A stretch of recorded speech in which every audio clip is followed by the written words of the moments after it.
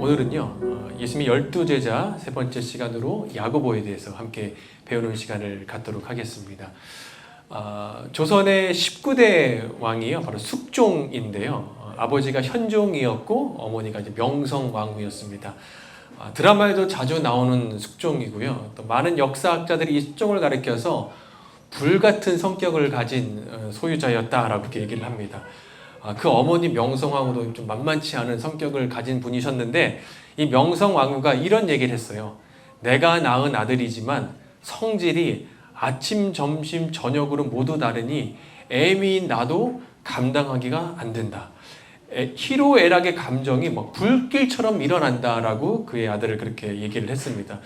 숙종실록을 보게 되면요, 이 화가 너무나 많았던 이 숙종이 자신을 가리켜서도 이렇게 얘기를 해요. 나의 이 화증, 화가 나는 게 뿌리 내린 지 이미 오래고 또 나이도 쇠해서 날이 갈수록 이것이 깊은 고질이 되어 간다라고 얘기를 했습니다. 화가요, 그에게는 오래 고질병 같은, 아주 그에게 오래 남아있는 그런 화가 있었습니다. 만약 제가 연극 연출자라고 한다면, 그래서 이제 예수님과 12제자의 연극을 제가 만약에 연출한다면, 그리고 제가 이제 숙종을 캐스팅한다면, 저는 그를 당연히 야고보의 배역에 배치했을 것 같습니다. 오늘 배울 야고보가 어떤 캐릭터인지 좀 대략 짐작이 되시죠? 바로 이 불같은 화가 많았던 제자였지만 동시에 굉장히 열정적인 제자이기도 했습니다. 오늘은 예수님의 12제자 세 번째 시간으로 야고보에서 함께 배우도록 하겠는데요. 12제자 안에 두 형제가 있었습니다. 하나는 베드로와 안드레가 있었고요. 또 하나는 오늘 나오는 야고보, 또 요한, 같이 형제입니다. 야고보는요, 히브리어로 야곱이고요. 이것을 이제 헬라어로 바꾸면 야고보가 되고요. 영어로는 제임스라고도 합니다. 당시에 야고보라는 이름은요, 우리가 지난번에 배운 이 시몬처럼 굉장히 흔한 이름이었어요. 신약 성경을 보게 되면 크게 이제 세 명의 야고보가 등장을 하는데, 먼저는 오늘 이 주인공인 바로 세베대의 아들 야고보가 있고요. 또 12제자 안에 또 다른 야고보가 있습니다. 바로 알페오의 아들 야고보가 있었습니다. 근데 그 야고보는 흔히 이제 작은 야고보라고 그래서 큰 야고보는 오늘 배울 야고보고요. 이 작은 야고보는 저희가 나중에 배울 알페오의 아들입니다. 그리고 또 한 야고보가 있는데 바로 성경에 나오는 야고보서를 기록한 야고보가 있어요. 그것도 12제자에 포함되지 않는 야고보입니다. 바로 예수님의 동생인 바로 야고보. 이 야고보서를 기록하게 됩니다. 오늘 우리가 배울 야고보는 바로 세베대의 아들 야고보고요. 형제가 요한이 있었고 함께 이제 물고기를 낚는 어부였습니다. 우리 마가복음 1장 말씀인데요. 우리 함께 읽겠습니다. 시작. 조금 더 가시다가 세베대의 아들 야고보와 그 형제 요한을 보시니 그들도 배에 있어 그물을 깁는데 곧 부르시니 그 아버지 세베대들 품꾼들과 함께 배에 버려두고 예수를 따라다니라. 야고보와 요한이 베드로와 달리 그는 같은 어부였지만 좀 다른 어부였어요. 이들은 품꾼이 있는 어부였습니다. 그러니까 일용직으로 해서 배에서 일을 해서 하루하루 먹고 사는 그런 어부가 아니라요. 그 아버지 세베대가 좀 부자였던 것 같습니다. 그래서 어업사업을 크게 해서 품꾼들을 동원해서 많은 어부들을 이 직장 직원들이 있는 그런 사업을 하고 있었고요. 아마 그렇기 때문에 여러 척의 배도 있었을 것 같습니다. 그래서 이 야고보 역시 아버지를 따라서 이 사업을 하는 그런 사람이었습니다. 야고보와 요한은요, 또 돈이 많았을 뿐만 아니라 그 당시에 가장 권력이 있었던 권력자던 대제사장과도 친한 사이였어요. 요한복음 18장인데요. 이렇게 나옵니다. 함께 읽겠습니다. 시작. 시몬 베드로와 또 다른 제자 한 사람이 예수를 따르니 이 제자는 대제사장과 아는 사람이라. 예수와 함께 대제사장의 집들에 들어가고 베드로는 문 밖에 서 있는지라. 대제사장을 아는 그 다른 제자가 나가서 문 지키는 여자에게 말하여 베드로를 데리고 들어오니.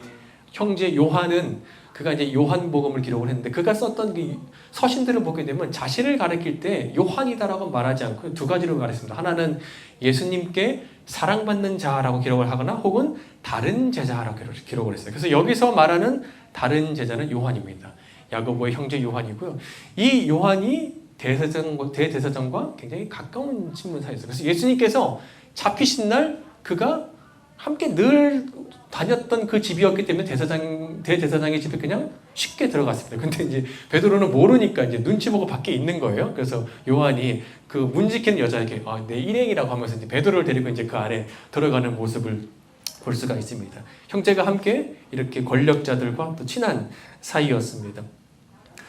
12 제자 중에서요, 성경에 죽음이 기록된 제자가 딱 2명이에요. 하나는 가룟 유다, 그리고 하나는 바로 오늘 야고보입니다. 야고보는 칼에 의해서 순교된 제자로 기록되어 있습니다. 그리고 그 형제 요한은요, 야고보는 칼에 의해서 순교당했지만 그 요한은 가장 길게 산 제자였어요. 그래서 자연사한 제자였습니다. 그래서 그가 요한복음, 요한 1서, 2서, 3서, 요한계시록을 기록을 합니다. 오늘은 예수님의 12제자 세 번째 시간으로 요한을 통해서 주님께서 주시는 교훈을 함께 받도록 하겠는데요. 그 첫 번째는 예수님은 우리를 섬김의 자리로 부르신다라는 것입니다. 어느 날 야고보와 요한이 예수님께 찾아갔어요. 그리고 이렇게 물었습니다. 우리 마가복음 10장인데요.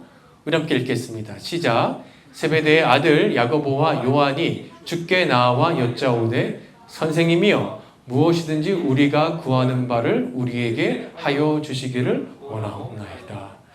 자신이 구하는 것이 있는데 그 구하는 것을 예수님 좀 들어주세요라고 지금 부탁하면서 예수님께 나아가는 거예요. 그래서 예수님께서 그래 내가 들어줄게. 네가 구하는 것이 무엇이냐라고 묻자 야고보와 요한이 이렇게 대답합니다. 37절 함께 읽겠습니다. 시작. 여짜오되 주의 영광 중에서 우리를 하나는 주의 우편에 하나는 좌편에 앉게 하여 주옵소서. 분명히 예수님께서 좀 전에 이 앞절 구절 보게 되면 32절부터 34절까지 예수님이 어떤 얘기를 하시느냐, 예수님 본인이 인자가 이제 결국 사람에게 능욕당하고 채찍질 맞아서 결국 십자가에 못 박혀 죽게 될 거야 라는 십자가의 죽음에 대해서 언급을 하고 계심에도 불구하고 지금 예수님과 이 야고보는 동상이몽을 하고 있으니까 서로 지금 다른 생각을 갖고 있는 것입니다. 야고보는 어떤 생각을 했느냐? 야, 예수님께서 이제 곧 예루살렘에 딱 입성하시면 로마가 정복되고 이제 예수님께서 새로운 왕으로 등극하실 것이야. 그래서 세상을 다스리실 것이야. 그분은 메시아이기 때문에. 그러면 내가 예수님의 우편에 딱 앉아서 사람들을 다스리는 것을 해야겠다라고 하면서 그렇게 생각을 했던 것입니다. 예수님께서 이 야고보의 욕망을 정확히 알고 계셨어요. 그래서 42절에서 이렇게 말씀하세요. 예수께서 불러다가 이르시되 이방인의 집권자들이 그들을 임의로 주관하고 그 고관들이 그들에게 권세를 부리는 줄을 너희가 알거니와, 여기서 이제 주관하다, 부리다라는 말은요, 좀 더 정확한 원어적인 표현은 이게 내리 누린다라는 그런 뜻을 갖고 있습니다. 그러니까 다른 사람들이 자신의 위치에 오르지 못하게 계속해서 누르고 힘으로 누르고 권력으로 눌러서 자신만이 으뜸이 되게 하는 그 권력 욕망을 드러내는 단어예요. 근데 지금 야고보는 예수님께서 자신을 예수님의 오른팔에 실제로 앉혀주셔서 사람들을 누르고 다스리고 그래서 자신을 으뜸되게 해달라고 지금 이렇게 요청을 하는 것입니다. 야고보가 부유한 집안에 있었잖아요. 그 높은 권력자들과도 가까이 알았기 때문에 자연스럽게 권력자들이 사람을 누르면서 다스리는 그 권력의 힘을 아마 가까이서 잘 보았던 것 같습니다. 그래서 이제 아빠 찬스 대신에, 아빠는 돈은 많지만 자신의 권력을 줄 수 없었거든요. 그래서 아빠 찬스 대신에 이제 예수님 찬스 써가지고 그 좀 더 높은 권력으로 올라가고 싶었던 것이었어요. 그리고 야고보와 요한의 말은 들은 나머지 10 제자들이 막 화가 났다라고 성경에 기록되어 있습니다. 생각해보세요. 아마 누가 가장 많이 화를 냈을까요? 저는 아마 베드로가 가장 많이 화를 냈지 않았을까. 왜냐면 예수님과 함께 다녔던 베스트 3 제자들이 있었거든요. 바로 베드로, 야고보, 요한이었어요.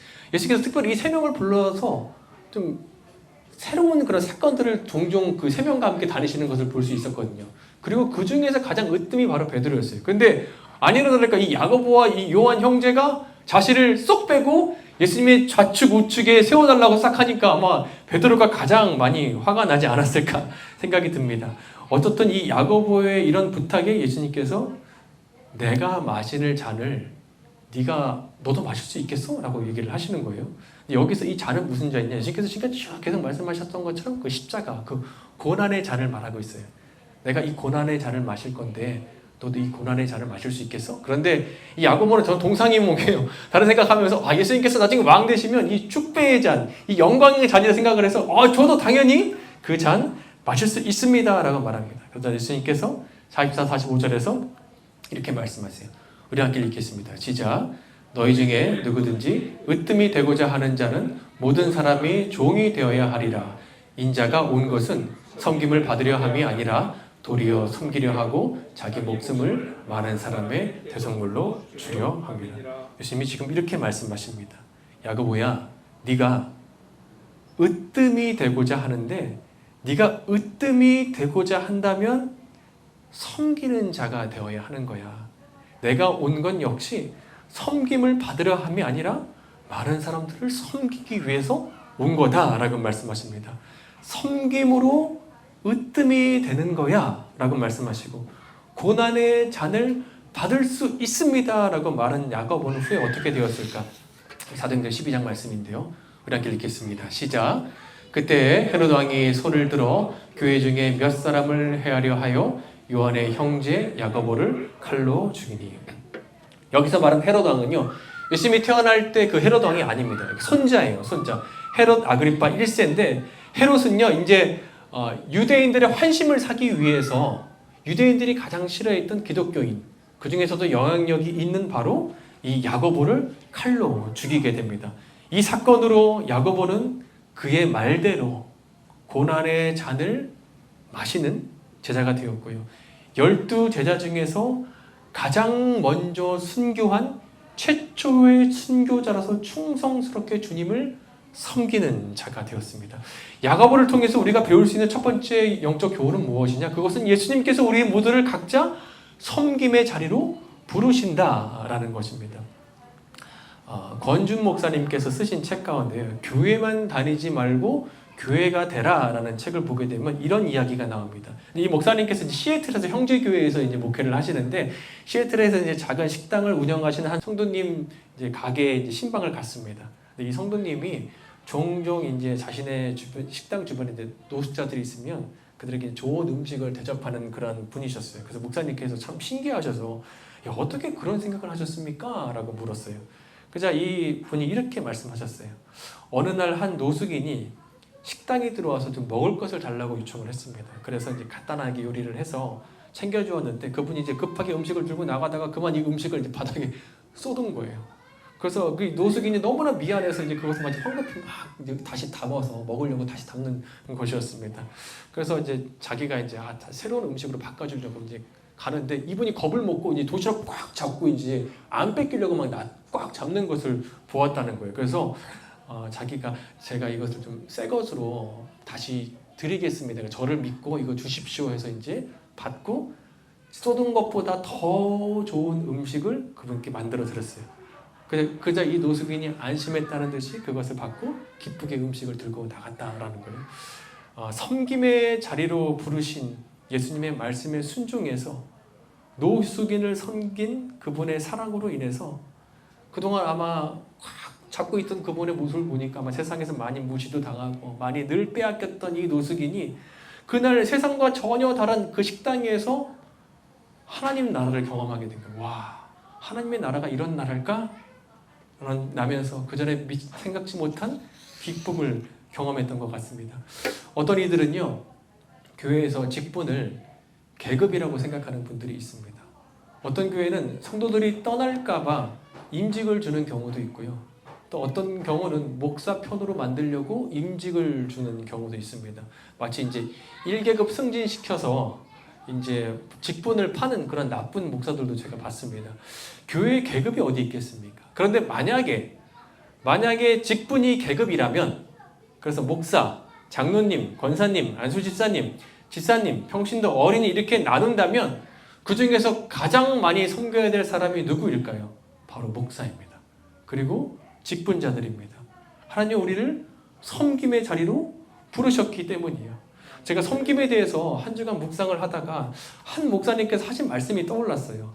이 목사님께서 성경을 보게 되면요, 여러분 천국에 가면요 우리가 모두 다 왕노릇 한답니다 라면서 막 열심히 설교하셨는데 성도님들이 아무도 감동을 하지 않더래요. 그래서 왜 그럴까 생각을 해보니까 아마 이랬던 것 같아요. 이제 천국에 올라가면 성도들끼리 좀 차등이 있어야지만 누구는 좀 신화도 하고 누구도 쫄병을 해야지만 내가 왕노릇 하는 게 좀 재밌는데 이게 다 왕이면 재미가 없잖아요. 그래서 아마 그런 반응이지 않았을까라고 생각을 했다는 거예요. 그런데 이 목사님이 후에 깨달은 것이 천국에는 군림하는 자도 없고 부리는 자도 없고 누르는 자도 없고 모두가 다 섬기는 자라면 모두가 다 서로를 섬기기 때문에 모두가 다 왕 노릇하는구나 라는 것을 그분이 깨달으셨다라는 거예요. 저는 이 원리가 똑같이 지금 이 세상에도 적용될 수 있다고 생각합니다. 우리가 서로를 섬기면요 서로가 으뜸이 되는 것입니다. 가정에서요 막 힘으로 누르고 굴리면서 큰 소리 치면서 으뜸이 되는 것이 아니라 서로가 서로를 섬겨줄 때 서로가 으뜸이 되는 것입니다. 부모가 자녀를 섬겨줄 때 자녀가 으뜸이 되는 거예요. 남편이 아내를 섬겨주니까 아내도 으뜸이 됩니다. 아내가 남편을 섬겨주니 남편도 으뜸이 되는 거예요. 자녀들이 부모를 섬기니 부모도 으뜸이 되는 것입니다. 교회도 마찬가지라고 생각을 합니다.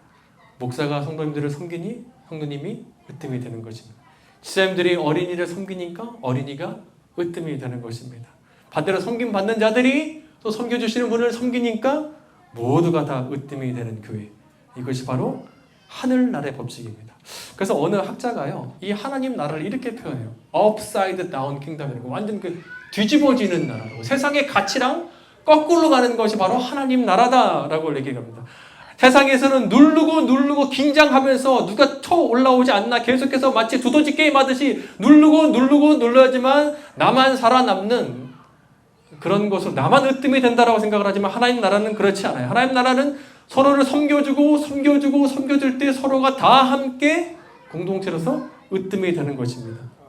이 원리가 작동하고 실현되는 하나님 나라가 먼저 우리 교회에서부터 시작을 하고 우리 가정에서부터 시작되기를 소망합니다.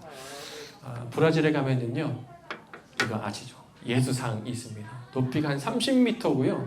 가로가 한 28m 정도 된다고 해요. 굉장히 거대한 동상이고 이 예수상을 이 정면을 바라보는 이 앞에 보이시죠? 이것은요 고급 호텔, 또 요트장, 쇼핑센터가 많다고 합니다. 그래서 그곳에서 예수상을 바라보면 예수님의 얼굴이 탁 보이고 밤에는 이제 조명까지 비춰지면 너무나 멋지다고 합니다. 근데 이 예수상 뒤편을 보게 되면요 완전 반대라고 그래요. 치안이 불안하고 빈민가들이 많고 마약범들이 많은 곳이라고 합니다. 그곳에서 한 사역자가 3년 동안 사역을 했는데 매일매일 그 마약 거래상들, 깡패들, 빈민가들 안에서 정말 매일매일이 지옥 같은 삶을 사셨다라고 그래요. 그리고 이제 사역을 마치고 떠나기로 하신 날 기도를 드리는데 밤에 이 조명을 받아서 빛나는 이 예수님의 등이 뒷모습이 탁 보이는 거예요. 근데 매번 봐왔던 그 예수님의 등이었는데 그날따라 좀 다르게 보이는 거예요. 그리고 마음건대 이런 감동의 음성이 들렸습니다. 내가 앞서갈 테니까 내 등 보고 나 따라와 라는 음성으로 들렸다는 거예요. 그래서 이 선교사님께서 그 예수님의 뒷모습 바라보면서 그분이 가신 길, 그 섬김의 길, 그 길을 나도 따라서 가겠습니다 라면서 계속 그곳에서 섬기는 분이 되셨다라고 합니다. 예수님은 말씀하세요. 으뜸이 되고자 하면 어떻게 으뜸이 될 수 있느냐? 바로 섬기는 자가 으뜸이 될 수 있어 라고 말씀하십니다. 우리 가정에서, 우리 회사에서, 학교에서, 사업체에서 우리가 섬길 때 혹시 사람들이 못 알아주기도 합니다. 계속해서 우리를 이용하기도 합니다.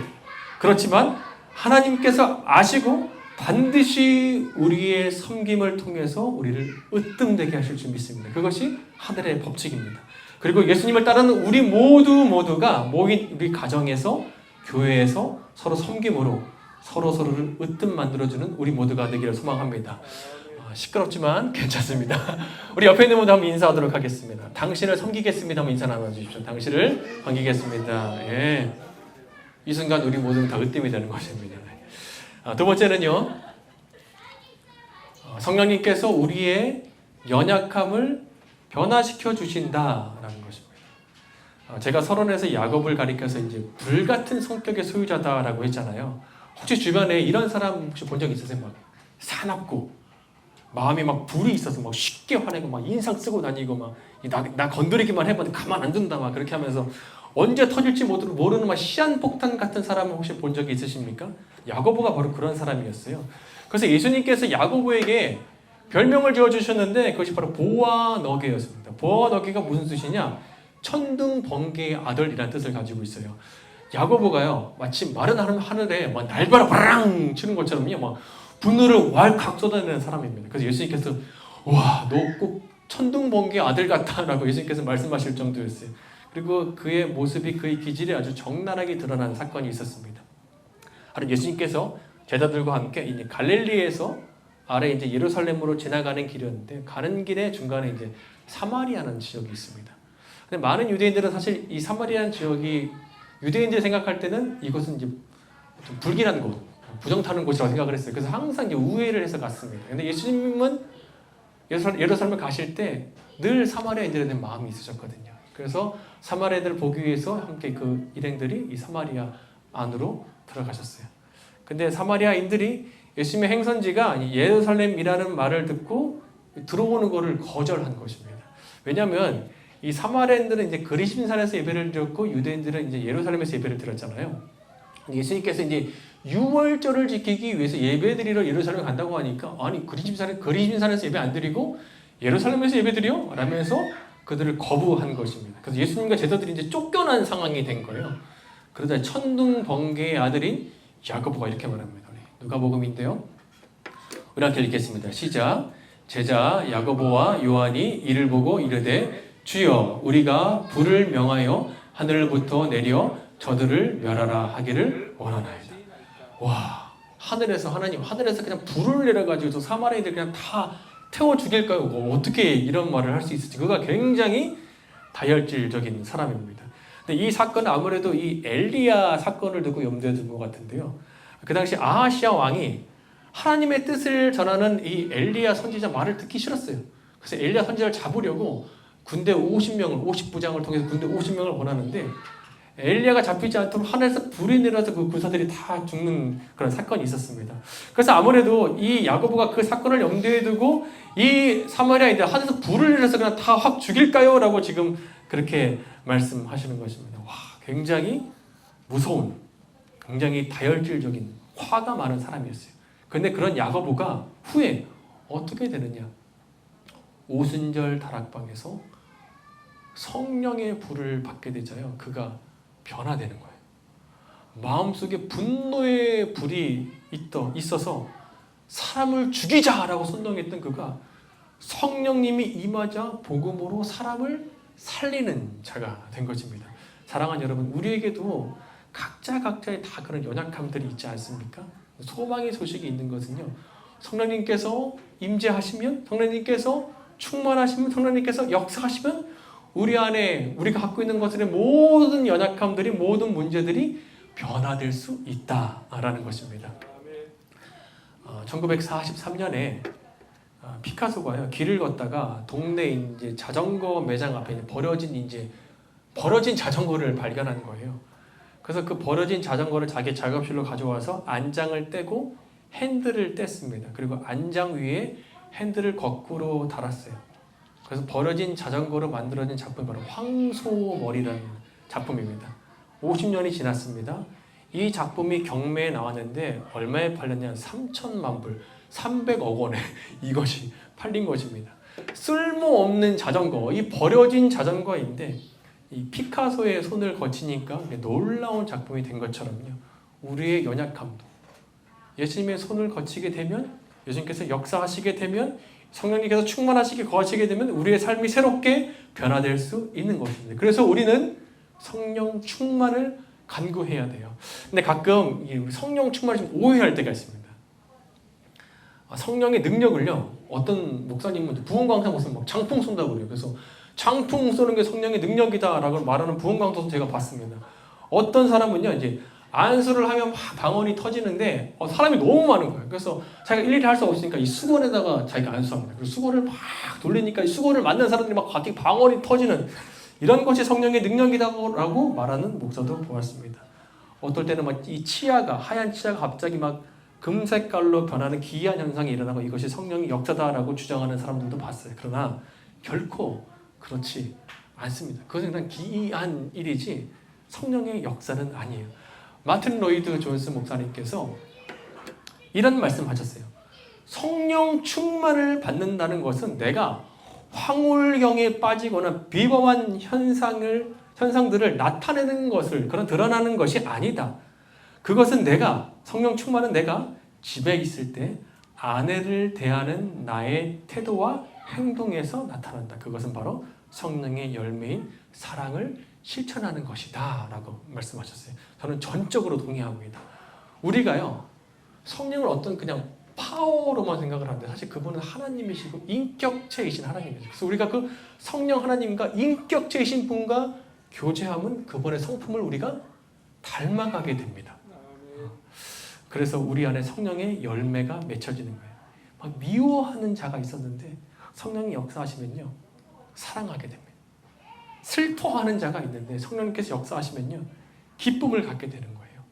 관계에 갈등이 있는 자가 있었는데 성령님이 역사하시면 화평을 찾게 됩니다. 인내하지 못하는 자가 있었는데 성령님이 역사하시면요, 오래 참게 되는 거예요. 인색한 사람이 있었는데 성령이 역사하시면요, 자비로워집니다. 자기만 알았던 이기적인 사람이 있었는데 성령님이 역사하시면 양선, 이웃에게 선을 베푸는 자가 되는 거예요.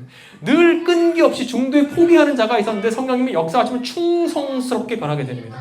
분노하고 화를 내는 자가 있었는데 성령님이 역사하시면 온유하게 바뀌는 거예요.